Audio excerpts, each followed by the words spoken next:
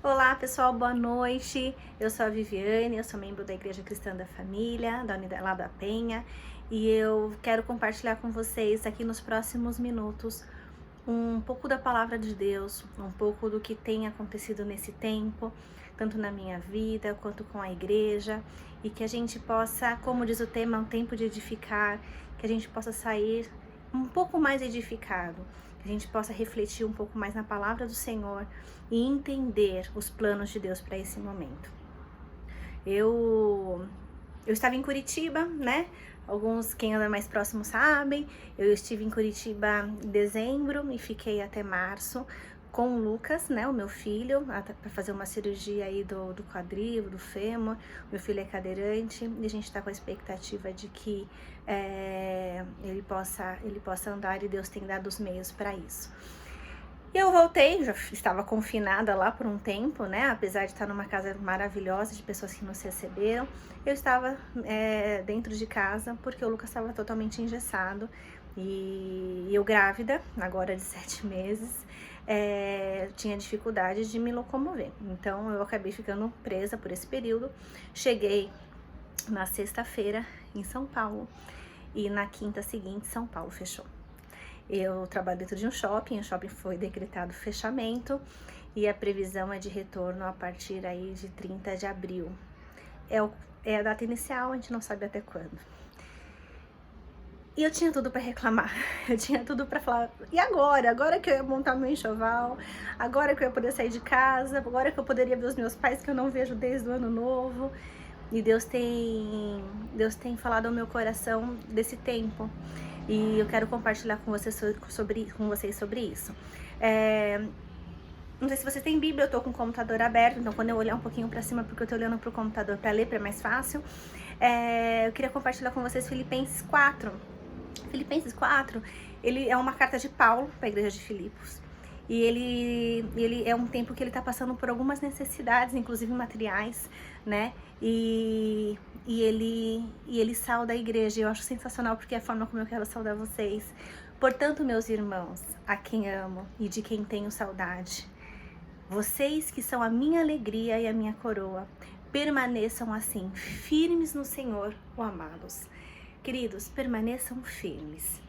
É essa mensagem que eu quero concluir hoje. A gente vai falar um pouco mais, a gente vai ler esse livro, esse capítulo praticamente inteiro juntos.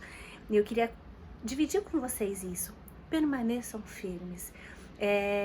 Cada um tem as suas dificuldades, eu tenho as minhas. Quem não tem emprego tem as suas. Tem gente que cada um tá passando uma necessidade física, emocional. Alguns estão fazendo tratamentos médicos e isso tá acabando sendo afetado por conta da Covid, né, do coronavírus, dessa epidemia, pandemia. Mas eu gostaria que lembrá-los de que nós somos filhos de Deus e é Ele quem cuida de nós. Vamos ler o capítulo e a gente vai conversando sobre isso, tudo bem? Então vamos lá, no capítulo 4, versículo 2. Aliás, vamos direto pro 4. Alegrem-se sempre no Senhor. Novamente direi, alegrem-se. Seja a amabilidade de vocês conhecida por todos. Perto está o Senhor. Não andem ansiosos por coisa alguma, mas em tudo, pela oração e súplicas, e com ação de graças, apresente os seus pedidos a Deus. E a paz de Deus, que excede todo entendimento, guardará os seus corações e as suas mentes em Cristo Jesus.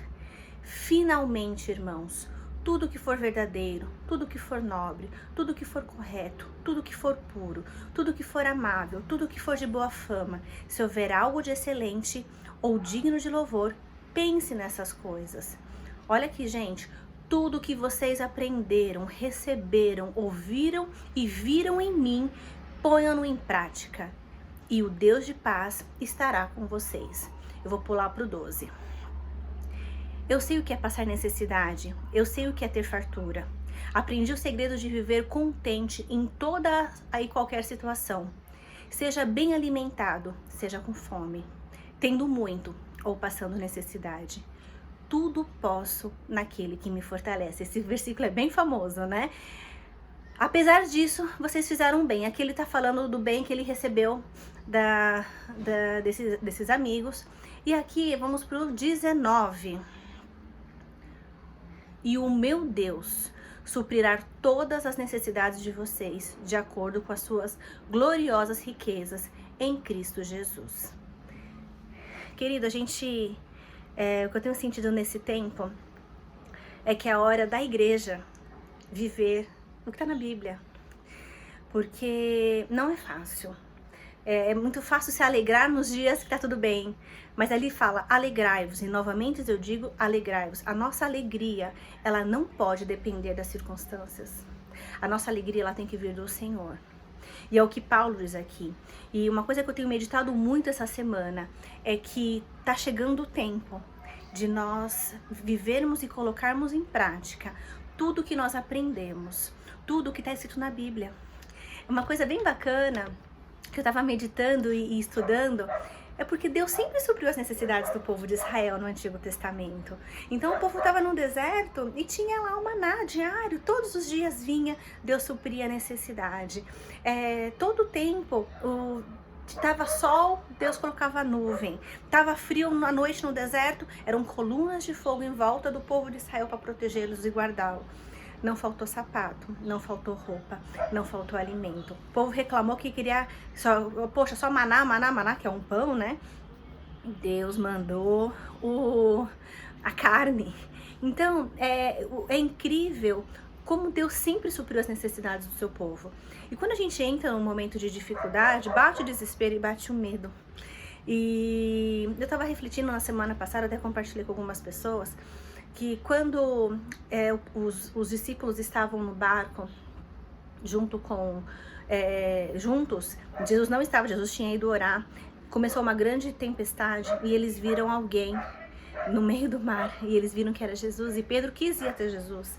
E Jesus falou assim, ele falou para Jesus, se é o Senhor, deixa eu ir até aí. Jesus falou, venha. E o Pedro começou a andar sobre as águas. E no percurso dele sair do barco até chegar até Jesus, ele teve medo, porque ele olhou ao redor e ele sentiu o vento forte. Ele olhou e ele sentiu que ele estava desprotegido. E ele começou a afundar. E Jesus fala ao homem de pouca fé, levanta-o. E juntos eles voltam para o barco. E esse texto me fez refletir no sentido de que Deus continua ali, ó, sendo o mesmo, Ele continua chamando a gente. O que acontece não é que Deus mudou, a opinião de Deus não mudou quando chegou o coronavírus, a opinião de Deus a seu respeito não mudou diante das circunstâncias da economia mundial, que não é um problema nacional, é um problema mundial. A situação não mudou por conta da pandemia que está lutando os hospitais. Deus, Ele continua sendo o mesmo. Ele continua ali. O que acontece é que nós, por muitas vezes, olhamos as circunstâncias e olhamos a nossa força e a gente desanima. E a gente esquece de quem é que nos chamou.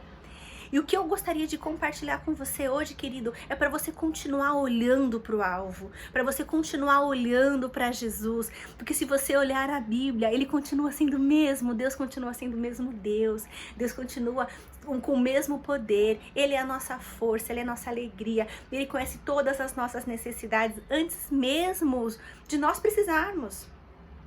Eu faço uma pós-graduação em neurociência e eu fechei esse curso em setembro. Não tinha previsão de fazer a cirurgia do meu filho, não tinha nada. E aí eu fechei o curso e eu criei meu planejamento financeiro contando que o meu 13º salário, ele pagaria esse curso e eu não contaria como 13º. E até aí, ok, não tinha problema algum. Quando chegou em novembro, a gente marcou a cirurgia do Lucas em Curitiba.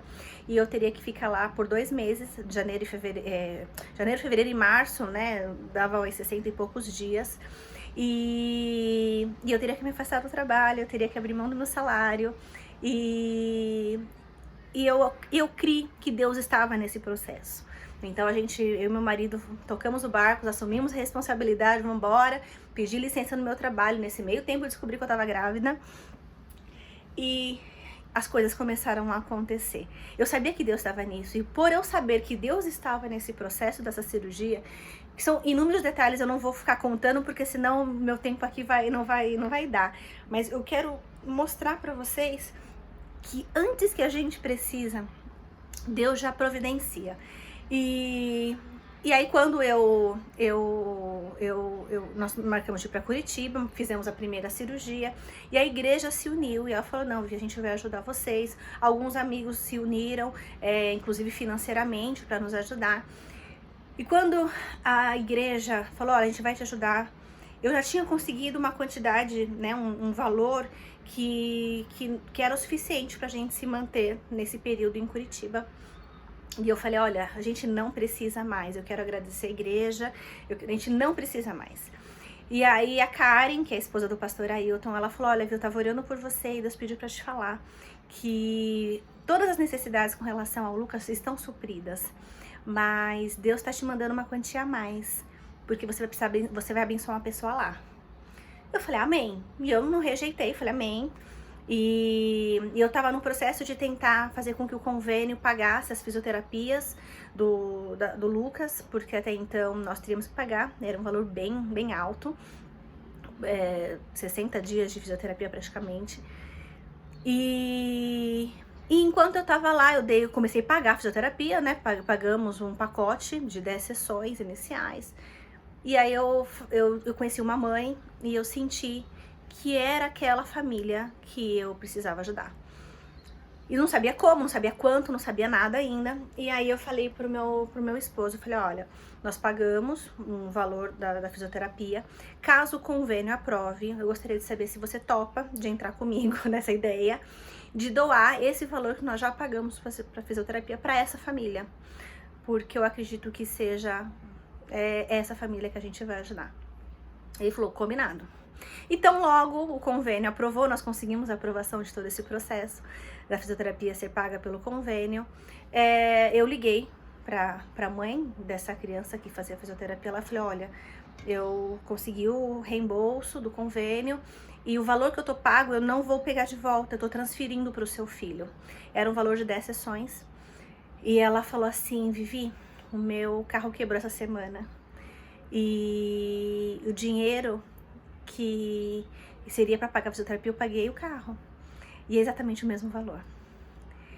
Aquilo aqueceu meu coração, dizendo que eu estava no caminho certo. E depois, isso foi em fevereiro. Quando chegou em março, eu voltei para São Paulo e fui olhar minha conta. E o valor pago, transferido pela igreja, foi exatamente aquele valor que eu doei e não foi feito conta. Então o que eu quero dizer? Que Deus estava vendo a necessidade daquela família antes do carro quebrar. Deus já estava suprindo através né, a igreja estava suprindo a minha vida para que eu pudesse abençoar, né, e inúmeras outras coisas, né, de eu receber doações que eu recebi agora. Uma amiga doou praticamente metade do enxoval da minha filha, no momento que eu fiquei sabendo de uma situação financeira que a gente vai passar na família um pouco difícil, né, que vai ter que apertar um pouco o orçamento. Então é Deus suprindo todas as necessidades e Deus cuida de cada detalhe. E é isso que eu quero passar para você hoje, querido, que as notícias que passam na televisão, você tem que estar assim antenado, você tem que saber o que está acontecendo, mas que isso não mexa com a sua fé, que isso não coloque dúvida no teu coração de quem é Deus, o poder de Deus, dele na sua vida. Porque ele vai suprir tudo. E mesmo em dias difíceis, eu não tô dizendo que você não vai ter dias difíceis. Paulo fala que ele passou fome. Ele fala que ele sabe o que é passar todas essas coisas.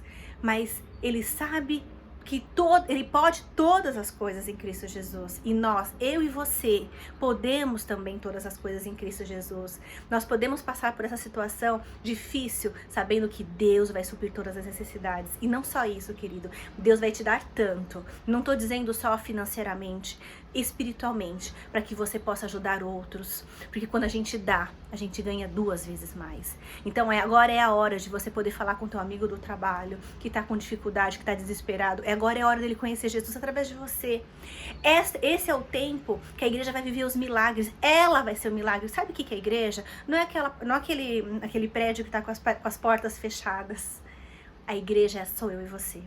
Nós somos a igreja do Senhor. E essa, ninguém pode fechar. Essa igreja ninguém vai fechar, só se você quiser. Então, seja a igreja de Jesus na sua família. Aproveite o tempo que você tem. Às vezes a gente reclama que não tem tempo para ler a Bíblia, para orar, para ficar com a família. Agora, se você está dentro de casa confinado, que é o meu caso, você tem esse tempo. Então, aproveite para buscar o Senhor.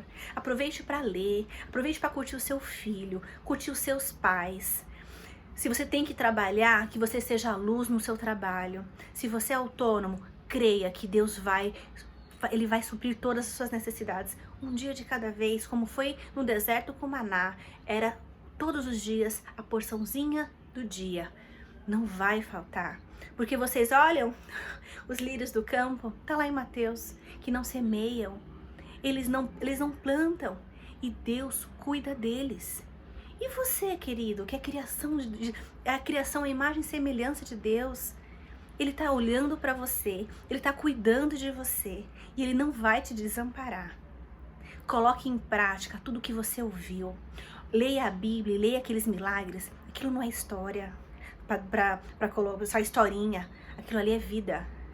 É vida que tem que saltar para você olhar e falar assim, se Deus fez isso naquele tempo, Ele pode fazer agora.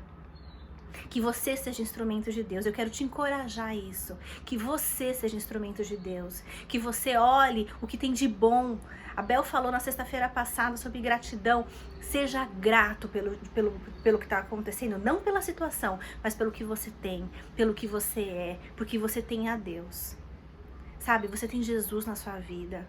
Você tem uma igreja que mesmo com o templo, com a igreja com as portas fechadas, tá permitindo que você continue sendo igreja na tua casa, para sua família. Não permita que o medo tome conta de você. A sua alegria vem do Senhor, a sua força vem do Senhor. Ele é o supridor de todas as suas necessidades. Ele é tudo o que você precisa. Tudo o que você precisa. Eu quero orar com você. Gostaria que você fechasse os seus olhos e que nós vamos orar junto, pedindo para Deus direção e discernimento nesse momento. Amém? Pai, em nome de Jesus, eu quero primeiro te agradecer, Senhor. Te agradecer pela tua palavra, por ser presente em nossas vidas, por ser um pai de amor, um pai que cuida, que ampara. Senhor, eu peço a Ti que visite a cada um dos meus irmãos nesse momento. Que o Senhor possa, Senhor, tirar todo o medo, toda a ansiedade, toda a tristeza, tudo, Senhor, que tire o foco de quem és Tu. E que nós possamos ser agente de milagres, que nós possamos ser filhos, Pai, neste momento, para abençoar outros. Que o Senhor nos dê uma porção tão grande, redobrada, que não seja só para nós, mas que nós possamos transbordar isso para as pessoas que estão ao nosso redor. E que nós possamos, Senhor, nos lembrar desse momento como o tempo que o Senhor trabalhou e fez nas nossas vidas. Que desse momento saiam tantos milagres, tantos milagres, tantos milagres, Pai. Que nós possamos multiplicar isso e trazer a glória do Teu reino na terra. Em nome de Jesus. Queridos, Deus te abençoe. Permaneça firme. Não ande só. Tem a internet, tem telefone, liga para um irmão, liga para uma irmã que você não vê há muito tempo. Se você conhece algum idoso que está sozinho, ligue para essa pessoa. E Deus vai nos abençoar tamanha. Já tem nos abençoado, vai nos abençoar tamanho. Que a gente vai lembrar dessa fase, glorificando a Ele, falando dos milagres, porque nossa fé foi edificada. Amém? Deus abençoe vocês. Tchau, tchau.